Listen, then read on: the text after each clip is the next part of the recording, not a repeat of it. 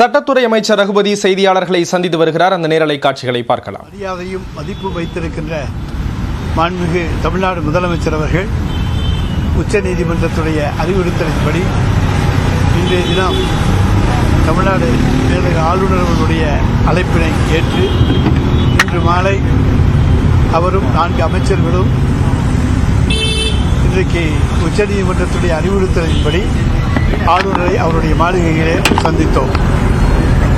21 மசோதாக்கள் இன்றைக்கு தமிழக அரசாலே நிறைவேற்றப்பட்டு ஆளுநருடைய ஒப்புதலுக்கு அனுப்பி வைக்கப்பட்டுள்ளன. அவற்றில் 10 மசோதாக்கள் ஆளுநர் அவர்கள் ஐ வித்ஹோல்ட் அசெப்ட் என்று சொல்லி அந்த மனுக்களை சட்டமன்றத்துக்கு திருப்பி அனுப்பினார்கள். உடனடியாக மாண்புமிகு தமிழ்நாடு முதலமைச்சர் அவர்கள் சட்டமன்றத்தை கூட்டி 2வது முறையாக அந்த 10 சட்டங்களையும் சட்ட முன்வடிவுகளையும் நிறைவேற்றி மேதகு ஆளுநர் அவர்களுக்கு அனுப்பி வைத்தார்கள். ஆனால் மேதகு ஆளுநர் அவர்கள் அந்த 10 சட்ட முன்வடிவுகளையும் குடியரசுத் தலைவருடைய ஒப்புதலுக்காக குடியரசுத் தலைவருக்கு சில அதாவது யூனியன் லிஸ்ட் என்ட்ரி 66 என்று சொல்லி ஆர்டிகிள் 7 அதாவது 7th ஷெட்யூலில் யூனியன் லிஸ்டில் என்ட்ரி 66 இருக்கிறது என்று சொல்லி அனுப்பியுள்ளார்கள். அதை நாங்கள் இன்றைக்கு பேசுகிற பொழுது முதல் முறையாக நீங்கள் அனுப்புகிற பொழுதே அதையெல்லாம் குறிப்பிட்டிருந்தால் அதற்கான விளக்கங்களை தந்து அனுப்பியிருப்போம் என்கின்ற தகவல்களை இன்றைக்கு சொல்லியிருக்கின்றோம். மீதமுள்ள 8 மசோதாக்கள் ஒன்றிய அரசுக்கு அனுப்பப்பட வேண்டும் என்று நாங்களே கேட்டுக்கொண்டவை அவை அனுப்பப்பட்டிருக்கின்றன. இன்னும் 2 மசோதாக்களை ஏற்கனவே ஆளுநர் அவர்கள் சித்தாபையிலும் யூனிவர்சிட்டிஸுடைய தனியார் பல்கலைக்கழக சட்ட முன்வடிவை அனுப்பியிருக்கிறார். ஆக 20 மசோதாக்களும் குடியரசுத் தலைவருக்கு அனுப்பப்பட்டிருக்கின்றன. ஒரு மசோதா மட்டும் இன்றைக்கு ஆளுநரிடத்திலே வேளாண் விளைபொருள் சட்டம் அந்த சட்டம் மட்டும் இன்றைக்கு முன்வடிவு மட்டும் ஆளுநரிடத்திலே இன்றைக்கு நிலுவையில் உள்ளது. இது முதலாவது பகுதி. 2வது பகுதியாக இன்றைக்கு 2 முன்னாள் அமைச்சர்கள் மீது சாங்ஷன் ஆஃப் ப்ராசிக்யூஷனுக்காக அனுப்பப்பட்டு பல மாதங்களாக திரு கே.சி. வீரமணி அவர்கள் மீது 15 மாதங்களாகவும் விஜயபாஸ்கர் மீது 7 மாதங்களுக்கு மேலாகவும் அந்த கோப்புகள் நிலுவையிலே உள்ளன. எனவே அவற்றுக்கு அனுமதி தர வேண்டும்.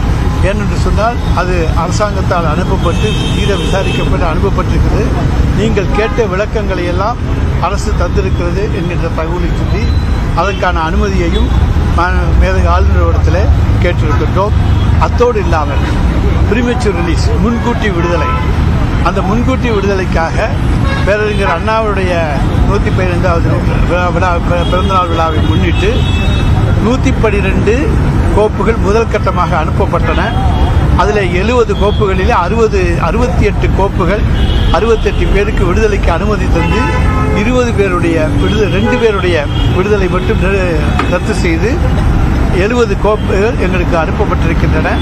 42 முன்விடுதலை கோப்புகள் ஆளுநரிடத்திலே இருக்கின்றன. இன்னும் ஒரு 7 முன்விடுதலை கோப்புகள் நீதிமன்றத்துடைய அறிவுறுத்தலின்படி நீதிமன்றத்துடைய உத்தரவின்படி அந்த கோப்புகள் பரிசீலிக்கப்பட வேண்டும். அவர்களுக்கு முன்கூட்டி விடுதலை தர வேண்டும் என்று ப்ரீமெச்சூர் ரிலீஸுக்காக சொல்லப்பட்டது. எனவே அந்த மனுக்கள் இன்றைக்கு அந்த சேர்த்து 49 நிலுவையில் உள்ளன. அதற்கும் விரைந்து ஒப்புதல் தர வேண்டும் என்கின்ற கோரிக்கையை முன்வைத்திருக்கின்றோம்.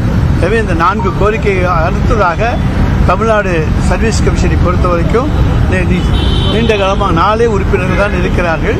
11 உறுப்பினர்கள் இருக்க வேண்டும். எனவே அதற்கான விளக்கங்களையும் இன்றைக்கு சொல்லி அதற்கான ஒப்புதல்களையும் விரைந்து தர வேண்டும் என்கிற கோரிக்கையை வைத்து இவற்றையெல்லாம் மனுவாக நம்முடைய மாண்புமிகு தமிழ்நாடு முதலமைச்சர் அவர்கள் ஆளுநரிடத்தில் தந்திருக்கிறார்கள். துறை அமைச்சர்கள் நாங்கள் அதை பற்றி ஆளுநரிடத்தில் எடுத்து சொல்லி வந்திருக்கிறோம். இந்த 10 பில்லும் கிளியர் ஆயிடுச்சுன்ற தகவல் இப்பதான் நம்மளுக்கு கிடைச்சிருக்கா சார்? இப்போ இதுக்கு குடியரசுத் தலைவருக்கு அமைச்சர் தகவல் இப்பதான் நம்மளுக்கு தெரிஞ்சிருக்கு. இல்லைங்க, அனுப்புறதுக்கு அடுத்த நாள் தெரிஞ்சிச்சு. அனுப்புறதுக்கு பிறகு இது அனுப்பப்பட்டது என்பது சொல்லியிருக்கிறார். முதல்ல அசம்பிளியில் பாஸ் பண்ணியிருக்கோம். அதுக்கு அடுத்து 1.5 வருஷம் சென்று 2 பில்லுக்கு ப்ரீவியஸ் கவர்மெண்ட் 20 வருஷத்தில் 22வது வருஷத்தில் நம்ம பாஸ் பண்ணியிருக்கோம். அப்போ அவர் திருப்பி அனுப்புகிறாரு. நாம் உடனே ஸ்பெஷலாக நம்முடைய சீஃப் மினிஸ்டர் தலைமையில் அசம்பிளி கூட்டி அந்த பில்லை அனுப்புகிறோம். அது பவர் கவர்னருக்கு தான் உண்டு. அது பிரசிடென்ட்டுக்கு அனுப்ப வேண்டிய அவசியம் இல்லை. யூனிவர்சிட்டி பில்ஸு கான்ஸ்டியூஷனுக்கு 1950 கான்ஸ்டியூஷன் வந்துச்சு. அதுக்கு முந்தின பில் ஏதாவது இருந்தால் இப்போ அனுப்பலாம். இது அப்படி இல்லை. அதனால் உங்களுடைய பவரை வந்து பிரசிடென்ட்டுக்கு அனுப்பினா லேட் ஆகும்.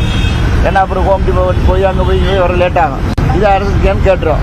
இவ்வளோதான் தவிர வேற என்ன மற்ற பில்லு எல்லாம் அவங்க அமைச்சர் சொன்னது மாதிரி அந்தந்த அமைச்சர்கள் வந்து சட்டத்துறையில் அவர் சர்வீஸ் கமிஷனு எல்லாம் அவங்க அந்தந்த அமைச்சர்கள் சொன்னாங்க. எல்லா விவரங்கள் கேட்டு எல்லா பில்லையும் நாங்கள் அந்த முதலமைச்சர் சம்பந்தமாக எல்லாத்தையும் அவர் மனுவாக கொடுத்துருக்காரு. எல்லாத்தையும் பேசி அவங்க அப்ரூவல் கொடுக்கணும்னு சொல்லிட்டு வந்திருக்கோம். அதுக்கு மேலே கவர்னருடைய விருப்பம் அப்படிங்கிறது பெரும்பாலான பில் எல்லாமே வந்து உயர்கல்வித்துறை சார்ந்த விஷயங்கள் தான். அதில் வந்து இந்த சந்திப்பு அப்படிங்கிறது ஒரு திருப்தியோ இந்த நம்பிக்கைக்குரியதாக உங்களுக்கு இருக்காங்க. இல்லை, அதாவது 10 பில்லு தான் அதில் உயர்கல்வித்துறைக்கு. மற்றதில் வேளாண்மைத்துறை இருக்குது, சட்டத்துறை இருக்குது, சர்வீஸ் கமிஷன் இருக்குது, ஃபைனான்ஸ் மினிஸ்டர் பார்க்குற சர்வீஸ் கமிஷன் இருக்குது, எல்லாம் இருக்குது.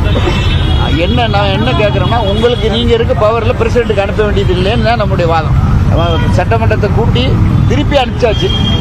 திருப்பி அனுப்புனா கான்ஸ்டியூஷன் படி நீங்கள் கையெழுத்து போடணும், உங்களுடைய அதிகாரத்தை நீங்களே பயன்படுத்தலாம் அப்படிங்கிறது எங்களுடைய விருப்பம்.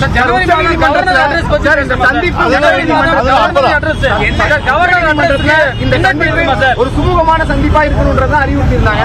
இந்த சந்திப்பு ஒரு சுமூகமான சந்திப்பா நடக்குமா? அதாவது நம்முடைய மாண்புமிகு முதலமைச்சர் அவர்கள் எல்லோருக்கும் மரியாதை கொடுக்கக்கூடியவர். ஆளுநர் அவர்களும் முதலமைச்சர் மீது மிகுந்த மரியாதை வைத்திருக்கக்கூடியவர். அது இரண்டுமே இன்றைக்கு சந்திப்பில் தெளிவாக தெரிந்தது. சந்திப்பு சுமூகமாக இருந்தது. விடை எப்படி வருகிறது என்பதை நீதிமன்றத்தில் தான் பார்க்க வேண்டும். மீண்டும் இந்த சந்திப்பு நல்லா நடந்திருக்கு சந்திப்பு. அதுக்கப்புறம் தொடர்ந்து அழைத்தால் வருவோம். அவர்தான் இங்கிலீஷ்ல ஒரு 2 வார்த்தை சார்.